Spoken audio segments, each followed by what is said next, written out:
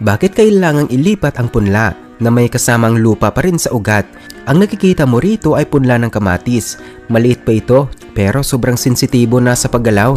Ang ugat ng kamatis ay napakanipis, lalo ng maliit na hibla na sumisipsip ng tubig at sustansya. Kadalasan, hindi nalalanta ang halaman dahil mahina ito, kundi dahil nasisira ang mga ugat pag hinugot ito. Kapag nasugatan ng ugat, bumabagal ang pagsipsip nito ng tubig, pero ang dahon ay patuloy na naglalabas ng moisture, kaya mabilis itong nalalanta.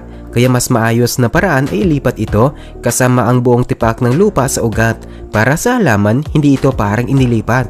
Parang dala lang ang buong pinanggalingan nito. Kapag ang tangkay ay nakadikit sa mamasa-masang lupa, kaya nitong maglabas ng bagong ugat, kaya minsan mas malalim itong itinatanim.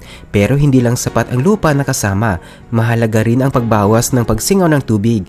Pagkatapos maglipat, hindi pa fully recovered ang ugat, pero ang dahon ay patuloy pa ring nawawala ng tubig.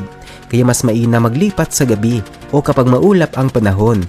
Minsan tinatanggal pa ang ilang dahon sa ibaba para mas mabawasan ang pagkawala ng tubig at pagkatapos dinidiligan ng mabuti para dumikit ang bagong lupa sa dating ugat at mas mabilis muling makasipsip ng tubig ang halaman.